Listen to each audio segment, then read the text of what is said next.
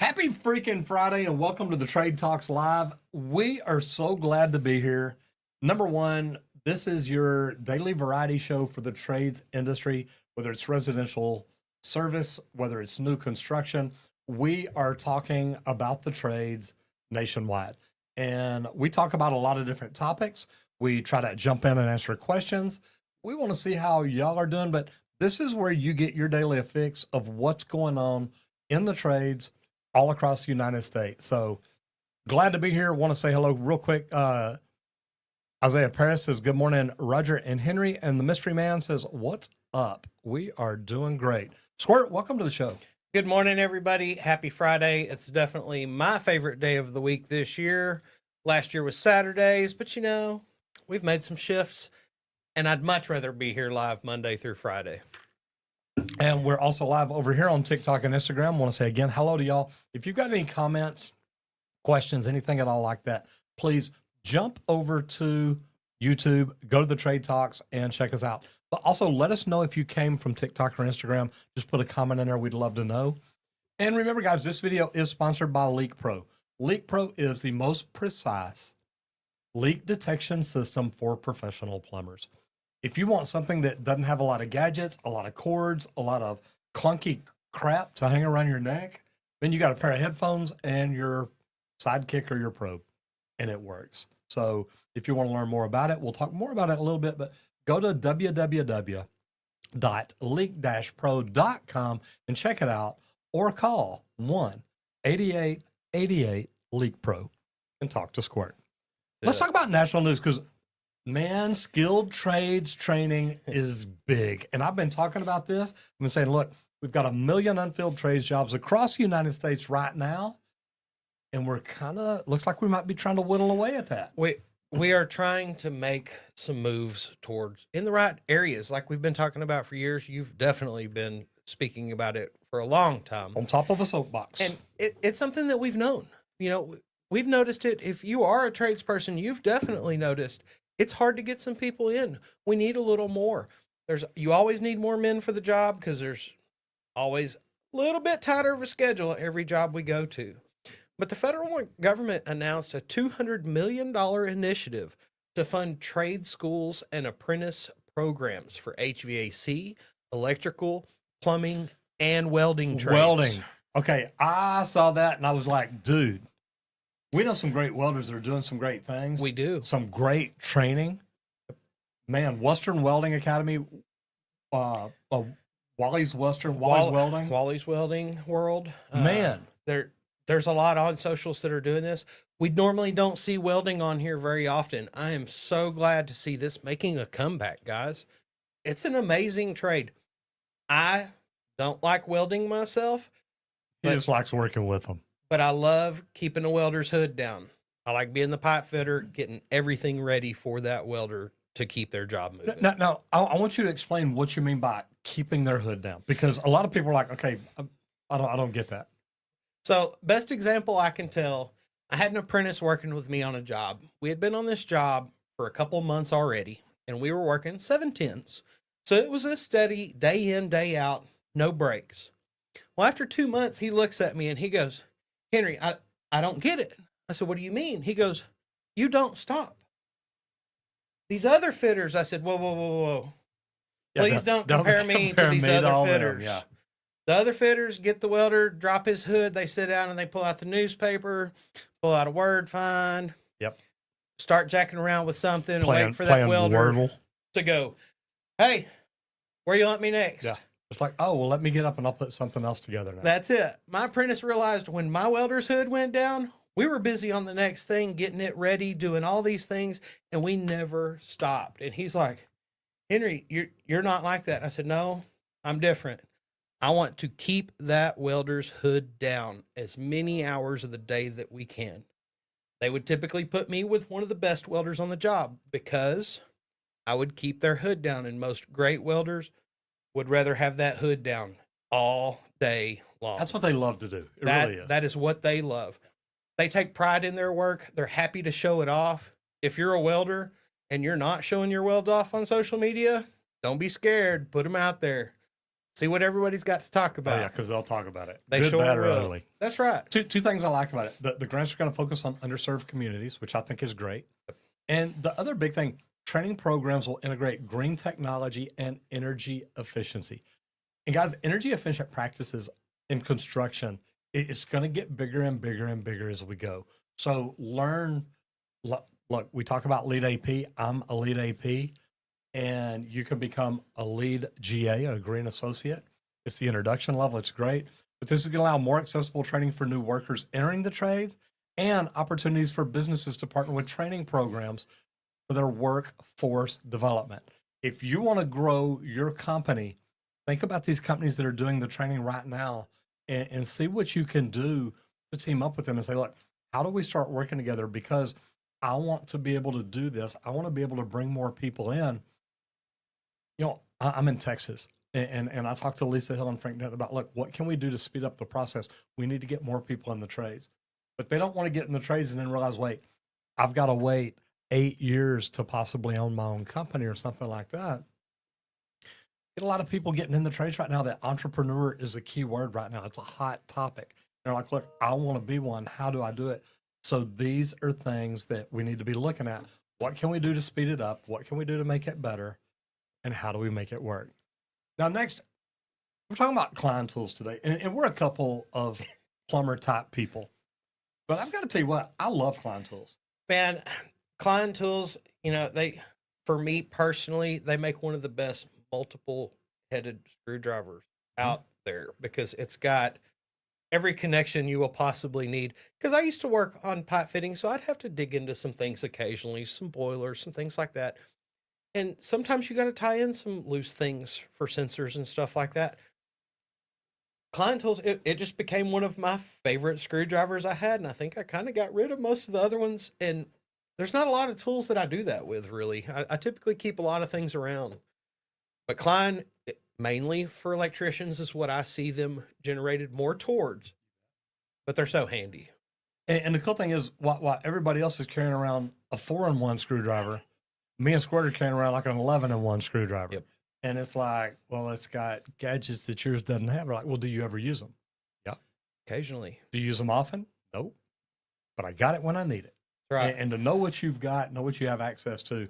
You know, one of the big ones is like the little square head screw. I was going to say square heads in bathrooms is Freaking huge. comes in so handy. Yep. But their website, it's a great resource for electricians, HVAC techs, and other type trades. So their product finder for tools tailored to specific trades. Go in, click the trade you want. They'll show you what they're making for you. Yep. Milwaukee has that. Milwaukee makes more tools than anybody. But to be able to see the way they got this stuff set up is amazing. Their training resources, including how-to guides and safety tips, are phenomenal. And then their loyalty program. Now, chances are, if you're an electrician, you're probably already in their loyalty program. But Randy, why should tradespeople explore the Klein website? It provides high quality tools and educational resources to enhance your productivity and your safety on the job. You know, they don't just focus on the tools, they focus on tools to help keep you safe also. And that's huge. And most of the departments are doing this, the manufacturers out there. Think about the tools that you're purchasing. Is it the safest tool for your guys to use? Do a little bit of research using these types of websites, and you're going to learn a lot more than you really thought you understood about a tool, because sometimes they are used for other things that some of us don't know about yet. Yeah, and I like that you talked about the safety. I know dads, when they go out and look for cars for their daughters, normally, they're like, look, what's the safest car out there? Yep. They want to protect their little baby girl no matter where she's at. And as contractors, as owners of companies and things like that, we need to be looking at it and say, hey, how do we do better? And if it's buying safer tools, if it's, we talk about training all the time. If we can get training on tools, if we can have somebody sit down and go through a website and say, look, I want you to look through here and watch their safety training. Anything you can do to help your employees, to help put them in a better position, to help train them, educate them. I love that you mentioned safety, because the first thing I thought is the dads that literally, I mean, they'll do research and it's what is the safest car? And no matter what it is, that's what their daughter's getting. Well, Daddy, this car's not sexy or hot or smoking or fast. It's like, you know what, baby, you're gonna be fine. Don't you worry about it. Well, like, and something that you don't think about all the time, like, I grew up with tools. I was a small child and I got real tools to build real things because a lot of my family were from the trades. So they understood, hey, get tools in that kid's hand. I didn't realize it until I think I was a day one apprentice in the union with a couple other day one apprentices. That don't know what a tool is. And we were told to cut some unistrut. And I'm like, oh yeah, I'll grab a tape measure, grab a bandsaw here, let's get this going. And they're like, what's a bandsaw? And I'm like, whoa, wait, huh? Okay, hold on. I have done this before. So let me, let me rephrase here. You go grab that tool over there. You grab this. I've got the tape measure. I'm going to show y'all how to do this and how to use the tool properly. Not everybody knows. And it's not something that jumps into our head because we've been using those tools for years. That new guy on the job, he may have never seen it in his life yet. Go through and do some of this research with them and teach them the tools that they're going to be using. It's huge for their safety and your TCIR, your safety rating as a company. And you know, it's funny because I love this. One of the most important things that I learned in the union is when I'd get a new apprentice, instead of just saying, hey, I want you to do this, I'd ask them, have you ever been trained on this tool before? And a lot of times they're like, I've never even seen that tool before. So think about it. That's really cool. Now we're going to talk about business growth and scaling your business with subcontractors because, man, what a great way to do it. When you own a plumbing company in Texas, we normally don't have a dig crew just sitting there waiting for somebody to need a hole. So subcontractors were our way to go. We could literally bring in a subcontractor that all they did was dig, and they did this better than anybody. So to be able to have people like that, to me, was amazing. But you're looking at it as for growing a business and ways to do it. What did you come up with? Man, so you can get subcontractors that work under you that you're going to want to vet. You're going to want to know who it is that you're bringing in. Okay. Because you want to ensure that they're doing the right quality. The quality, like we talk about a 5-star service a lot. Is the subcontractor you're bringing out, are they going to perform a 5-star service or a 1-star service? You're going to have to test these guys out and make sure that they meet your quality requirements. That's one of the step ones, honestly, because you don't want to bring the wrong people onto the jobs. So make sure you're bringing the right people. And why do you vet them? Well, because if it is somebody that comes out as a 1-star, that is your subcontractor. They are there as an extension of your company. So if they go out looking bad on the job, it will make you look bad as your company. So don't forget that because they are a piece of you because they are subcontracted under you. Therefore, they work directly with you. Don't forget that. It's huge. You want to establish clear contracts outlining the responsibilities and the payment terms.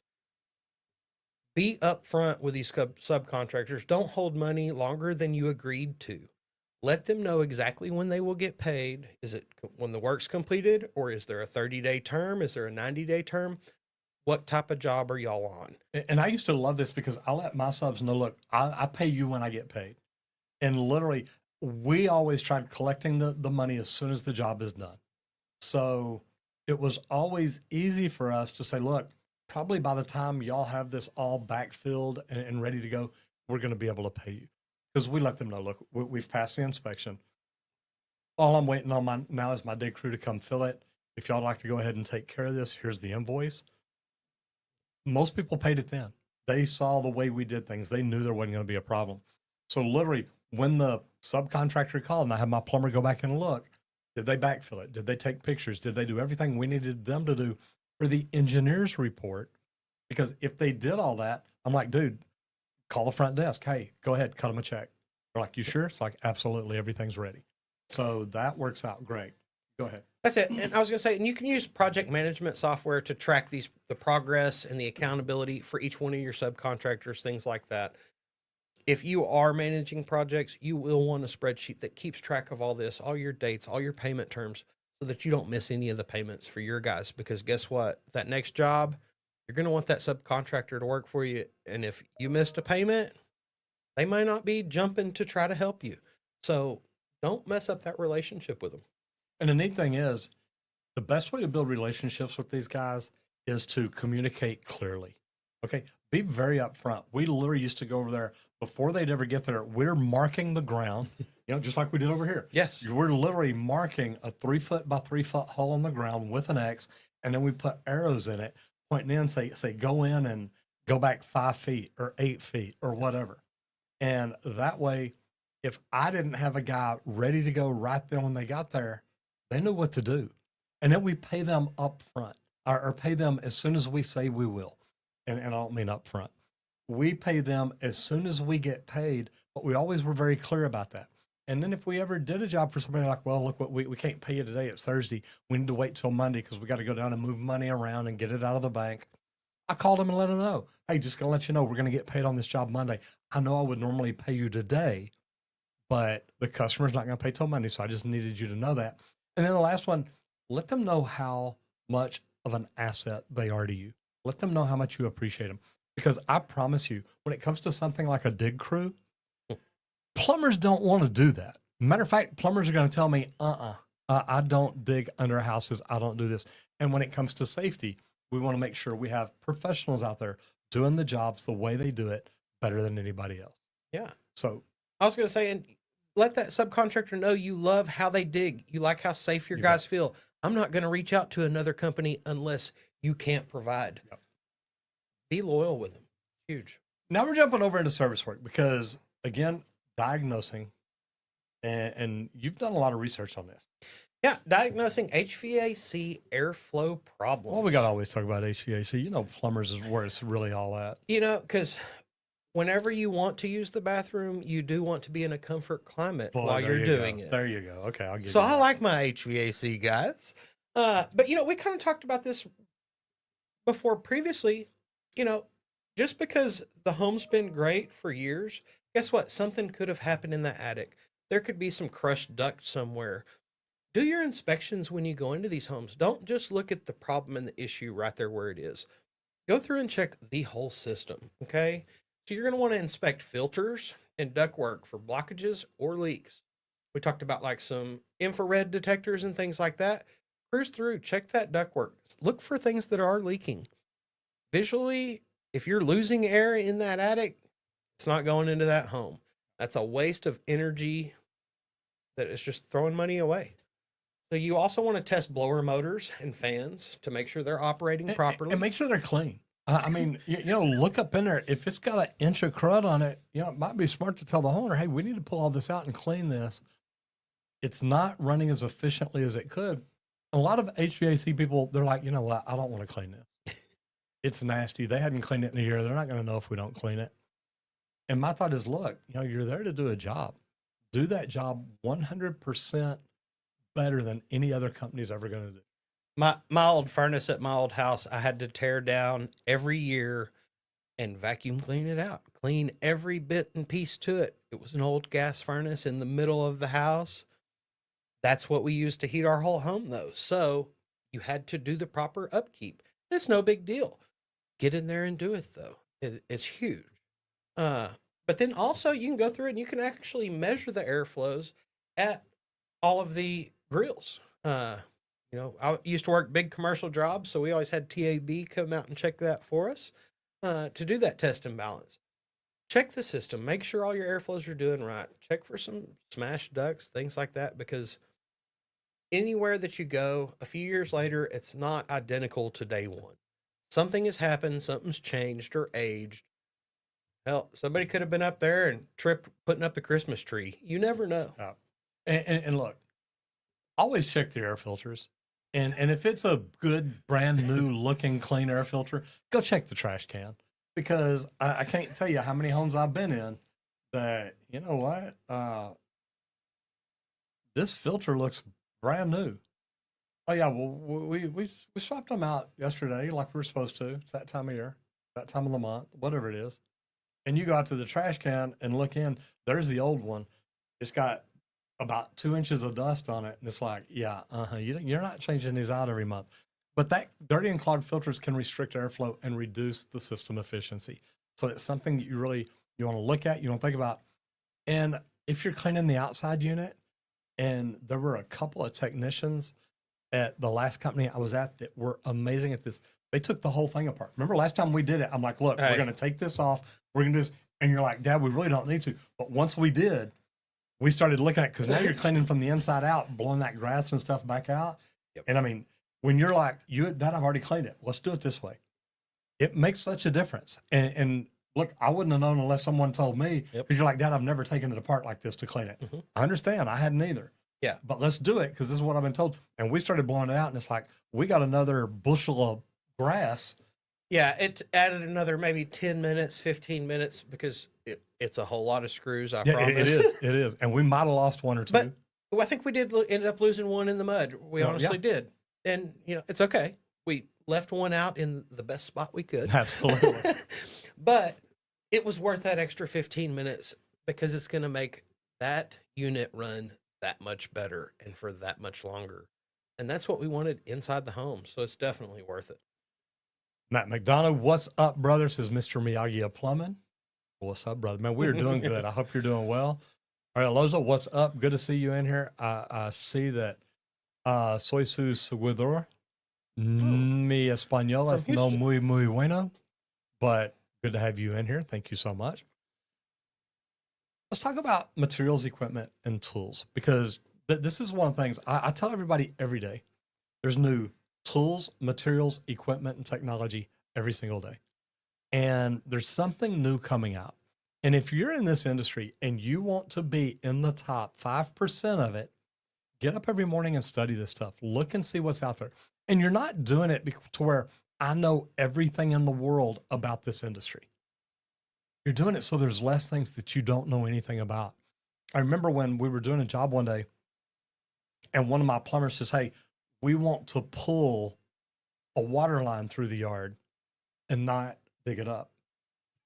And I'm like, well, what have they got? And he's like, man, they've got an old PB line, polyethylene. And it said, look, we need to change it out. And it's a straight shot. So we can get, God, I forgot what they're called now, like a mouse or something. It's got the blades on it. And literally you run a cable through there. I brought my truck over there because, like, look, we don't think the van will pull it. I got a big old jacked up Chevy 4-wheel drive truck with a 6.6 liter diesel engine in it. And literally, I was just pulling it back 10 or 15 feet at a time. I'd pull back up, they'd hook it back up, we'd do it again. Yep. And I tell you what, I knew this equipment was out there. We got it, and it worked great. But we're talking about something a little bit different today because this is tools for welders. Since we're investing money in the welding trades, we're going to go ahead and talk about them today. That's it. And like, I just got the email yesterday or the day before for AHR that's coming up. Light weld. Okay. It's just still that I saw last year. Mm-hmm. Laser welding, guys. No rods, no nothing. Laser welding. They were welding copper, aluminum, stainless. They were welding all sorts of materials. Beautiful looking welds too. I came up as pipe fitting. Old stick welder. I can do TIG. I've messed with MIG a little bit. Done it some. I'm not perfect at it, but I didn't do a lot of it. I've done MIG back whenever I worked for a company called Garland Enterprises, where we were building shelving that goes in like 7-Elevens to put the drinks and stuff on. Yeah. We kind of played with it one night in weld shop in the Union one night because it was like, oh, we got this new rig. And it's like, well, I ain't never done MIG. Let's run some wire through it. I had a buddy that was a welder. He's like, what? I can show you. And I'm like, yeah, just show me. I just want to run a bead. Let's see what it does. Yep. I didn't like it much. TIG's one of my favorites, clean. But laser welding, even cleaner. Even cleaner. I thought it was so cool to see. Going to be happy to see it again this year and go check it out. But there's been so many advances in every trade out there. Welding. Who would have thought that there'd be a new type of welding coming soon? You know, I've seen all sorts of things. The automatic weld, you can load carbon steel in there and it'll actually sit there and make a stick weld for you. It's all machined. And we've seen it. And I've seen that. It'll take a piece of pipe and cut the pipe to where it'll cut another piece of pipe to where you slide them together. You made a fitting. Yep. And then it'll weld it too. So, I mean, These things are really pretty cool. It is. And, now, like we were talking the other day about 3D printing, where you're going to be able to actually just print the fittings right there and then take it in and weld it in. There's been so many advances in the trades, but, in welding, it's going to make your project faster, safer, and more precise. Laser welding, like, it still blows my mind. We've all talked about lasers and ray beams and all this stuff for years. It's actually becoming a normal reality now. I remember when the first laser pointer came out, and it was like, oh, no, wait, you don't want to get one of those. Oh, it's going to hurt. It's going to do all these things. They have advanced so far now. So, And I remember the first time I saw the auto darkening hoods. I'm like, whoa, wait, you didn't pull nothing down. No, I don't have to. You got a clear face here, but as soon as you strike an arc, it goes black, and all you can see is the puddle. Yes, there's no delay. There's no nothing. Like, my first one that I actually used, I used a cheaper version, and I used a very expensive version because I knew a lot of welders, so they'd let me try their hoods just to experience it some. And man, it is huge. But then, like, the multi-process welders, same machine, but it can run your TIG, your MIG, and your stick. You can do them all from the same machine. That's huge. That's where everything's going to, so that you can adapt and adjust as needed for the projects. So cool. So how do tools improve efficiency for welders? They're going to save time on your setup, transitioning from one to another. There's a lot of magnetic things now that'll hold things perfectly square, stuff like that. Do you know how often you are as a fitter trying to keep perfectly still without moving? Yeah. If you've got a magnet that's kind of holding it, it's gonna make life easy, guys, and it makes everything a whole lot quicker. And that's what we really want. I love that. All right, talk about Leak Pro for just a minute. Well, speaking of quicker, Leak Pro, we make the most precise leak detection system for professional plumbers. Go in, find that leak as quick as possible, guys. We keep it simple. It's one piece of equipment, one wire to your headphones, a volume knob, push button activation, guys. So easy to use. Yes, sidekicks there. You come out to Leak Pro. We have a training center here just outside of Dallas, Texas. I do a 2-day training here. If you don't know anything about leak detection, I definitely suggest the training. Oh, yeah. Come out, because by the end of the 2 days, you will be ready and confident to go in and locate leaks in any home. If you want to find out more about that, come check me out, set up an appointment at www.leak-pro.com. Or if you just want to call and give me a call because you don't have time to schedule, give me a call at 1-8888-LEAK-PRO, and I'd be happy to talk to you about it. We're going to teach you how to market it and make your phone ring. But the coolest thing is, like you said, if you come in and you know nothing about it, you're going to leave understanding the system, understanding how to find these lines under the slab, and how to pinpoint those leaks. I mean, you trained a sales guy, one of the last people you trained. Yes, one of the last guys. The company, they couldn't free up a plumber to send. They sent me a sales guy from the office, let me train him, and he went back to train his team. He left knowing exactly how to locate leaks and pinpoint. So it's huge. I can train anybody. Not a bad deal. All right. Mechanical, electrical, and plumbing MEP. Now, I'm going to start this off because I have always said, I think we need a national MEP board, whether it's the unions, whether it's PHCC, whether it's the combination of. I truthfully think that we should establish a national certification. Meaning, if I'm a plumber and I know I want to travel, I know I want to work around the United States, what if I could just go to Chicago, take a test, and this is an all-encompassing test. It's going to have to be as good as any state plumbing exam in the nation. You're going to have to get input from all the states to say, hey, this is a good deal. And if they can pass this test, they can work in our area. Don't get me wrong. You're still going to have to understand that you've got to figure out what the addendums are in New York, what they are in Chicago, what they are in Seattle, because there's different codes and different addendums. So to be honest, the way Texas is set up, you can, the test kind of covers the UPC and IPC. So it's a combination of both, and you can find the answers in either book. So it's one or the other. But we still have to look up addendums and codes and what city are we building by? What code are we building by? What are the addendums in that city? but I think a national certification, and that's what I liked when I saw this. And I know that this is supposed to be more about prefabrication, but a national certification in plumbing, electrical, and HVAC, those are the three trades, the skilled trades that normally require a state professional license. And I think this is something that we could do that.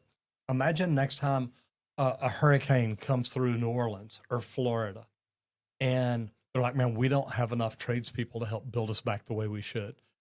Imagine if there's 100,000 plumbers, electricians, and HVAC techs that have a national certification and say, hey, you know what? Y'all need help down there. Look, I'm going to take off for a couple of months. I'm going to go down to New Orleans, help them rebuild, and then I'll be back. Yeah.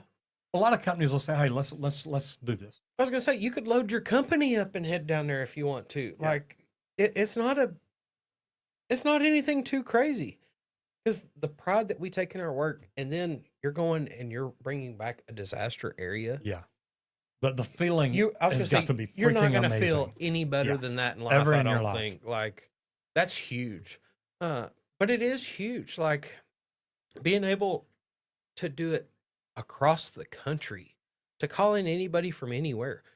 The state should be able to get on an agreement term where the test isn't asking, oh, how many inches below grade does this need to happen? No, how many inches below the frost line of your location?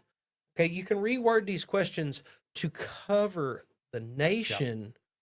And we know that, yes, they are going to have to do a little research for different areas, but most of the guys that are actually already working those local areas are going to pass that knowledge on pretty quick, because it's going to be this great community that everybody's a part of. It's not just state by state groups, it's a nationwide group. And I think bringing that together is huge. And guys, look, it's not that I want the federal government involved in what we do. Okay. I'm one of those people, look, the more we can keep them out of it, the better. But at the end of the day, it makes the United States a better place to be. It makes us have a professional license that basically there are no boundaries now. There are no borders. We can go to work in New York, in California, in Washington State, and in Florida, and anywhere in between. And to me, this is something, look, and I know I preach on it every now and then, but I truthfully think that it's something that helps make us all better at what we do, because we're learning different things. We're learning new things, but we're also learning that we can put ourselves in a position to travel to a disaster area and say, look, I can jump in here and help. And I like the idea you said, look, if I'm the owner of a company and I get a national certification, I'm not saying that we set it up where that means I can work in any state I want to all the time, but when they have a national disaster and they're like, look, we need help, you know what? I've got the guys. We're going to send half of our crews down there and we'll still take care of this up here. Yep. I mean, imagine if you made a social media post and said, hey, look, guys, I'm just going to let y'all know we're going to be behind the 8 ball for a little while. We're sending half our trucks and half our crews down to New Orleans to help with this disaster relief. Anything that you have that's not an emergency, we're just asking you to hold off for just a little bit. Our guys that are here are going to be working overtime. The guys out of town are going to be working overtime. But we're trying to take care of the United States of America. And I think stuff like that's big. Now, where's the work? Because I love this. We're talking so, yeah, y'all know I'm a lead AP, leadership and energy and environmental design. But when you start looking at where the work is and you see stuff like I'm looking at, a high demand for solar panels. It is like, and there's not many ways I can get away from this, guys, because EV vehicles are coming, hybrid vehicles are coming, all this extra need for power and energy, the internet's evolving. I definitely have doubled or tripled my devices, I feel like, lately. Oh, I know you have. So solar is becoming huge. It's not free energy necessarily, but once you cover all the cost of the installation, it becomes free energy. That's why this is where you can get some work if you want it, because solar is going everywhere. If you're not starting it yet, that's fine. You're going to be playing catch up later. So start studying it now if it affects your trade at all whatsoever. Maybe even be thinking about a company to become a part of to cover your part of a solar installation to become a turnkey provider could be huge too. And we talked about that the other day. I mean, if you're doing solar like us, maybe we wouldn't put it on a roof out here. We've got enough land. We could build a solar field. Well, you need people to come out and pour concrete to anchor all this to. You need steel people to build housing supports to attach it to. You need an electrician to run wires to and from. There's a lot of different things here, but I love the idea of, we were a plumbing company, but we were also an HVAC company. And you look at it, you add a few more things to that, you can become a complete home service company. And things like that are huge. But Randy, we're all, and I know solar is big everywhere. Yep. It helps electricians, it helps roofers, it helps HVAC. If you're a roofing company, last time I was out in California, the roofing companies are doing solar. Yep. We're like, look, we just brought it in house. We do it. They sell it as part of the roof. They go out and look at your roof. Hey, you need a new roof. Oh, by the way, while we're up there, would you like us to go ahead and install solar panels? Because we can do it all at the same time. That's right. Yes. Best time to add solar if you don't have it is when you're getting a new roof, because you're going to have to put mounts into that structure to support them. So it's the perfect opportunity. And don't forget that. Offer that as a roofer. Hey, there's this option that we're doing. Study it. Add it to your list of services. And I like it because, look, if you're a roofer, go get your solar certifications. Start looking at what do you have to learn in order to install solar. Yes. What if you're a HVAC company? Hey, you know what? We're up in the attic all the time. We're outside all the time. We're doing stuff like this. What can you do to do indoor air quality? To become a tester of it, to have the indoor air quality filtration and upgrades and UV protection, stuff like that. If you're a plumber, whole house water filtration systems, slab leaks and leak detection. All of us need to be looking and learning at things that we can learn to do that nobody else is doing or not many people are doing right. And that's why we started looking at it the way we did when I started my company. If I was an electrical company, I would be doing whole house GFCIs and solar and even wind turbines. How can I be the guy that everybody calls? That everybody's like, hey, we want to ask you about this. Okay. Matthew, doing good, brother. Isaiah Paris says, I love that idea. They're going to need that national certification. That would help a lot. And it will. And it helps a lot of different people, a lot of different trades.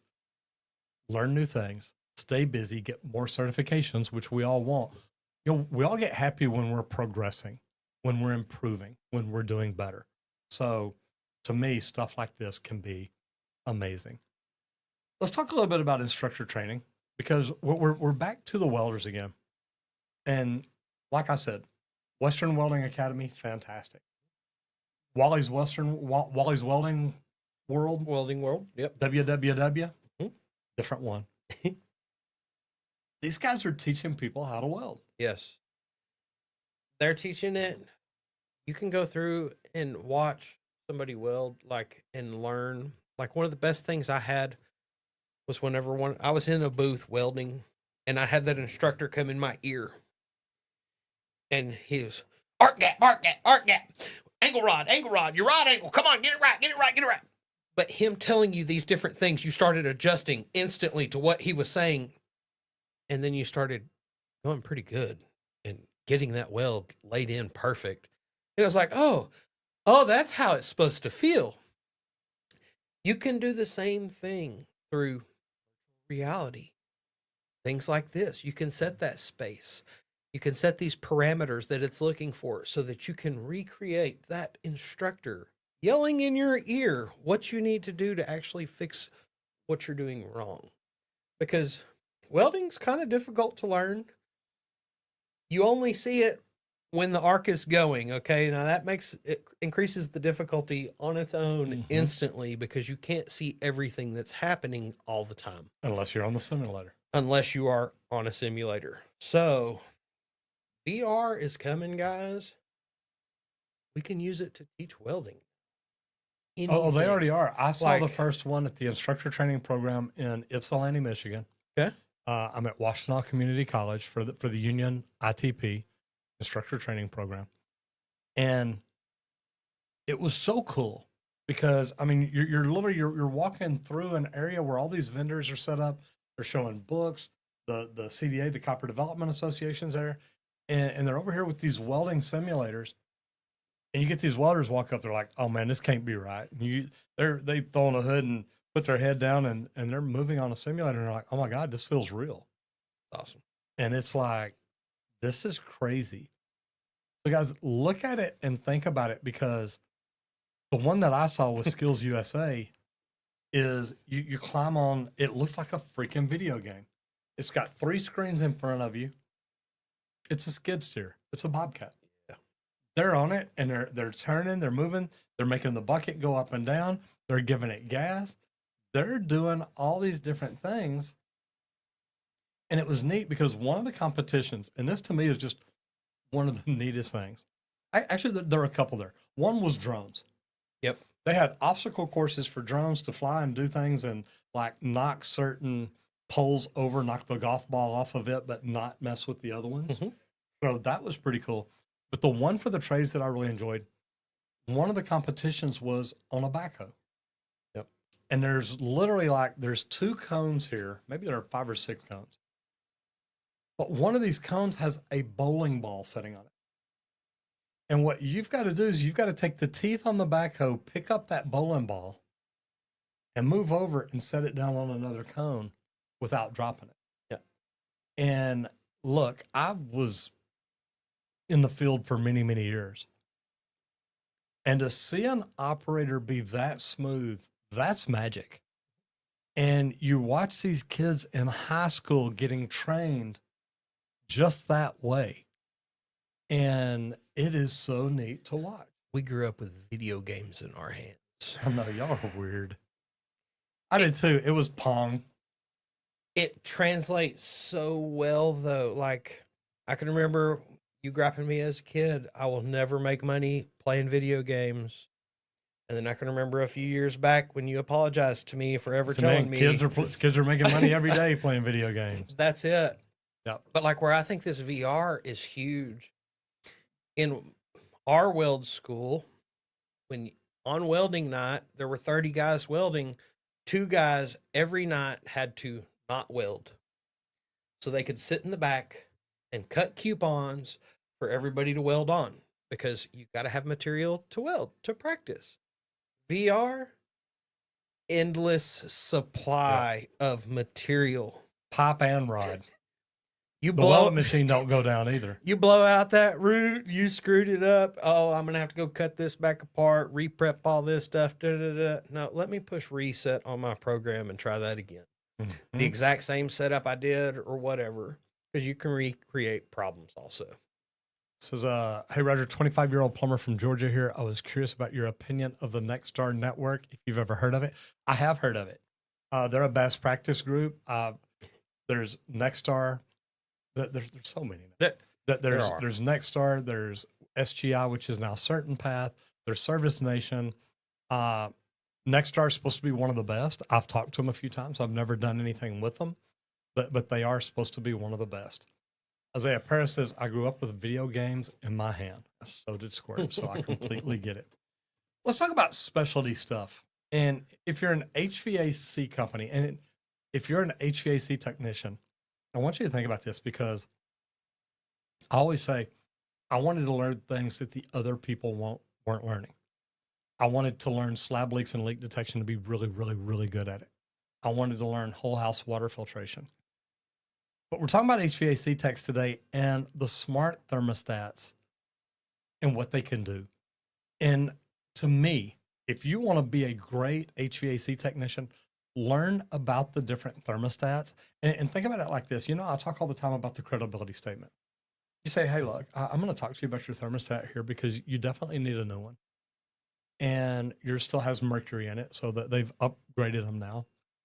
And I'm going to give you some lists and ideas, but I want to ask you some questions. Is it important for you to have access to your thermostat when you're not here? Would you like to turn it off or turn it up? We did that when we were in the Dominican Republic. Yep. I was able to get on and say, hey, look, change the temperature. I don't need to keep it 70 degrees while I'm here. So we were able to turn that down. So I let it cool down a little bit. It's okay.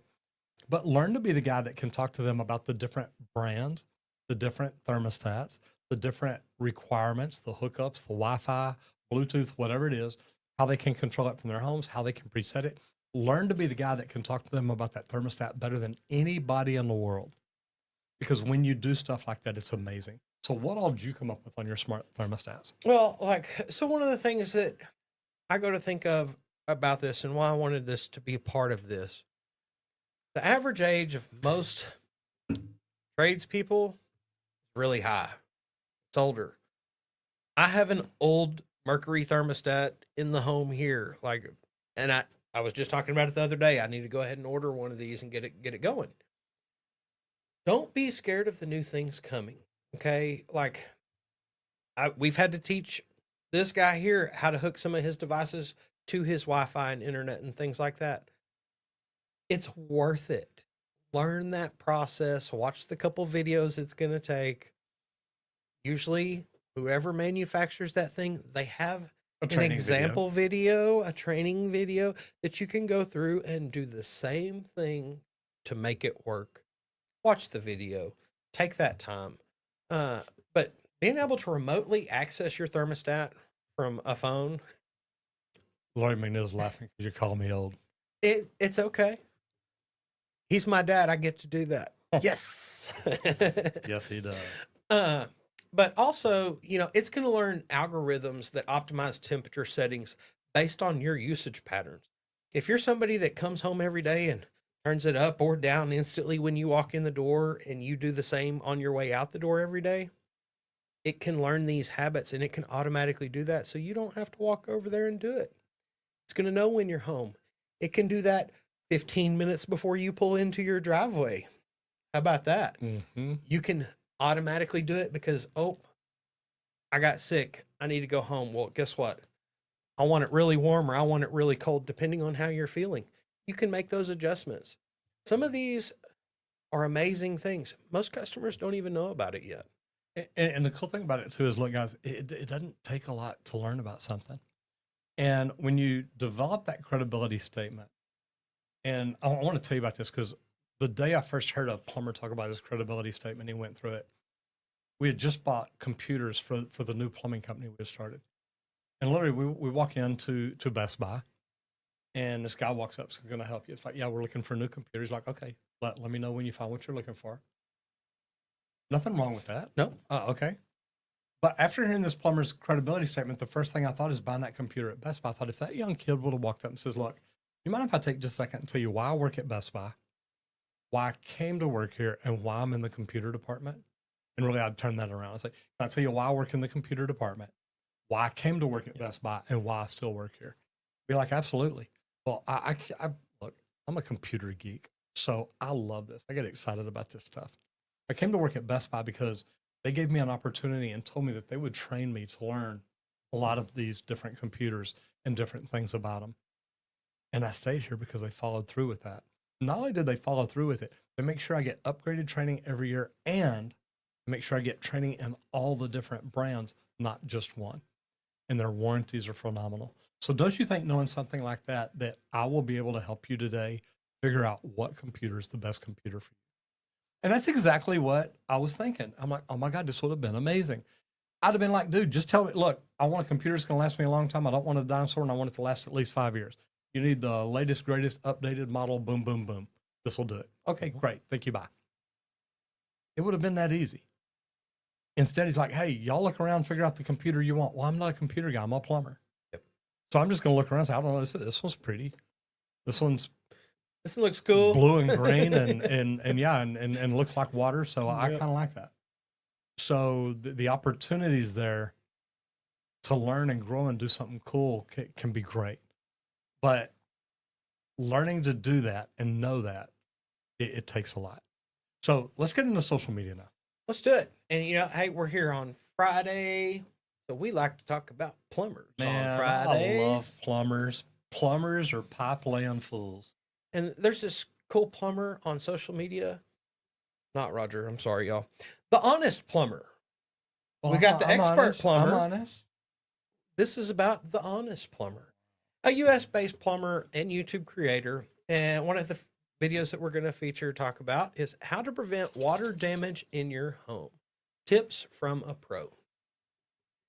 That title, just in its own, lets you know you're going to learn something about how to protect your home from water damages. It's clear, it's called out. Things like this, it's what people want to watch. Some people want to learn about that, especially if they've ever had any water damage before or seen it. They want to learn how to prevent it. Yes, like some of these news scenes I've seen, Man, major water damages. Buddy of mine, his AC unit dropped into his bed, and that's what he came home to one day back during Snowmageddon here. Luckily, he was at some apartments. They got it fixed pretty quick, but he had to get a new bed, had to do, it creates issues and problems. Did he get a water bed? Sorry. He didn't. I just, I know, you would have for sure. I'd have been like, hey, I had one of those before. Remember one night I crawled in bed and I don't remember what was happening, but man, I was feeling kind of out of my mind. So I wrapped my phone cord around my arm to make the wave stop. Just saying. There you go. But something, if you want to do social media, if you are a plumber, you're doing trades, start putting yourself out there to promote you and what you do. It's also like some tips to do. Educate homeowners on proactive maintenance. That's something that we like to do around here. Teach you how to protect and prevent things from even happening so you don't have issues to deal with. One of the big deals about proactive maintenance. What did I move something? No. Okay. Dog. Oh, yeah. He's over here. Okay. Good boy. The neat thing is about social media. I love that name, The Honest Plumber, because there's a lot of plumbers out there that aren't. Y'all have seen a lot of my scam videos over on the Roger Wakefield Plumbing Education channel. And there's a lot of plumbers out there that are crooks, thieves. They're out there robbing people all day, every day.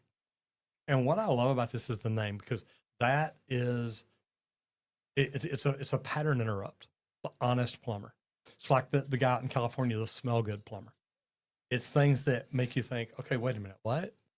And I love that. But to educate homeowners about the proactive maintenance, we talk all the time about, do you want to be a firefighter or do you want to be a fire prevention officer? The fire prevention officer, he's never in a rush. He's walking around looking at everything and saying, hey, here's what we need to do. Here's how we need to do it. Well, let's get this done. The firefighters run around with his hose wetting down everything, trying to put out fires. And it's a stressful situation to be in all day, every day. If you can get to that prevention mode, it is amazing. But Randy, what makes the Honest Plumber stand out as a resource?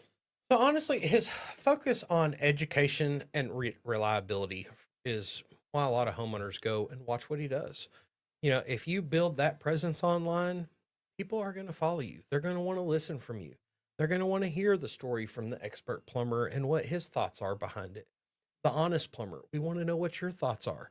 And don't just watch one, watch multiples. Like, that's what I always told a lot of my apprentices, because they're like, man, this guy's teaching me completely different than I've already learned. It's like, look, try to learn all the ways to do the same thing, because sometimes that other way may help you in a predicament. You never. Okay, so first of all, Lori McNeil says that we are comedians today. Awesome. Glad to hear that. Just another normal day. And Watermelon says, I really can't believe it. I just look like got accepted in an HVAC company as a no green.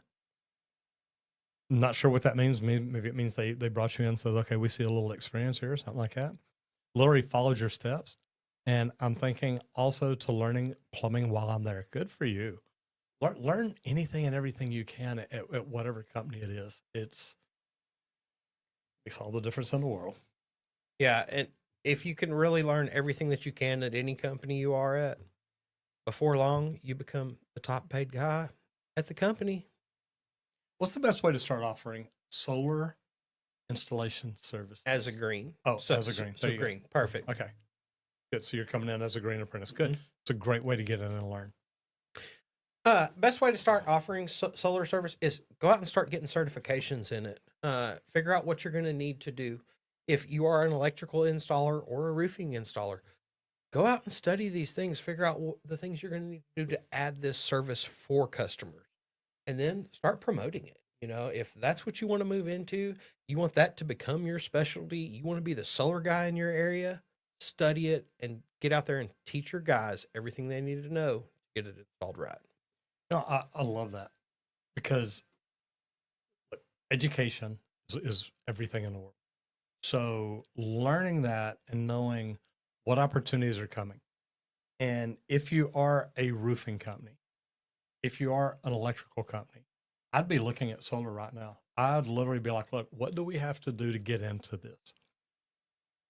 There's going to be tax incentives. There's going to be money thrown at companies to say, look, we want y'all installing these. We want to put less strain on the grid.